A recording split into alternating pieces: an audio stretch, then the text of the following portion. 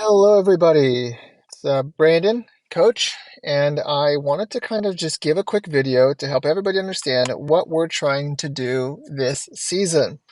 I wish we had enough time in every practice and we had months to prepare for it, but we don't. We get jumped in real quickly here, so I want to give everybody a quick idea of how we're going to set up our team.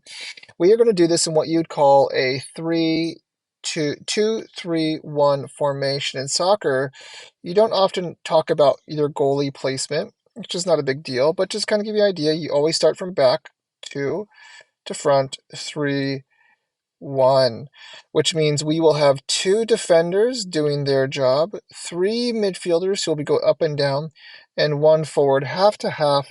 I'll likely be rotating during the halves the midfielders throughout it and leaving the forward player and the defenders, as typically they don't need to be ongoing moving throughout the half. But of course, we will be flexible and we will adapt as we need to.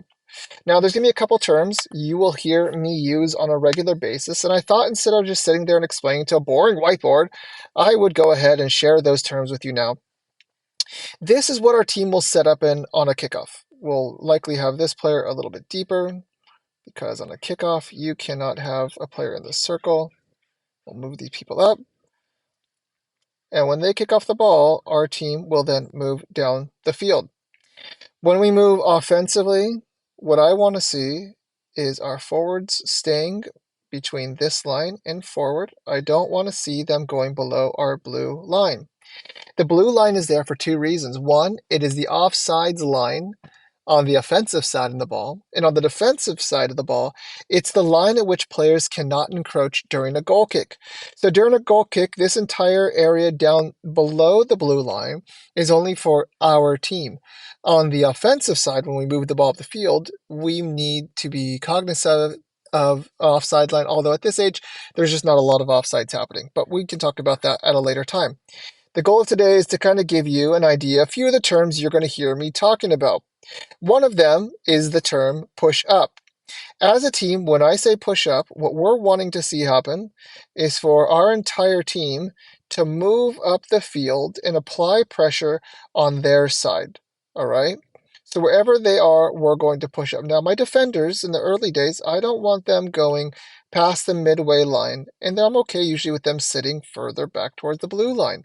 The reason being, if we have one fast kid on the other team, the ball goes over the top, well, these players are then in a race with them to stop them from moving towards goal, which can be very difficult at these younger ages. So I always want my defenders to work together. So you're going to hear a lot of me using the term buddy. Who is your buddy? The idea is wherever your buddy moves, if the ball is on the left side, you both move to the left. If the ball is on the right side, then you both move to the right. But standing on a typical, you're going to be within about 10 to 20 feet of one another working as a team. When we say push up, that means just get yourself up to about the halfway line, and what we're trying to do is keep the ball in their half. If I say the words step back or back on defense, what I'm asking everybody to do is to get into a much more tight, compact formation, moving along here, making it difficult for the other team to break us down. It's pretty rare that somebody's going to score from the outside of the 18-yard box. Most of the goals are going to come from in front of the 18-yard box or inside of it.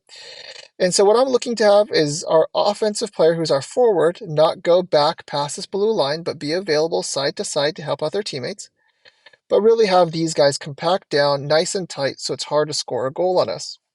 The other term you'll hear me say a lot is the term of move center or central, move more central.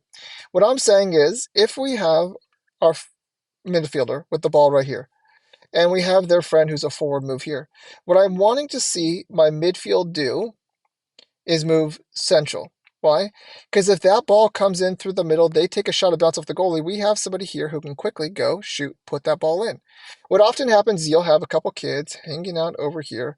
That ball bounces in the middle, there's nobody there. So if you hear me yell, move central, I'm not saying go to the center of the whole field. I'm saying go towards the center line of the field. This is the center of the entire field right here. This is the middle of the field. This is, I understand, the halfway line, but when I say go central, I'm moving towards the middle. All right, and so this is how we're going to set up our team in a 2-3-1 setup. Three midfielders who will rotate during the half, one forward, and 2 defenders who work in the buddy system.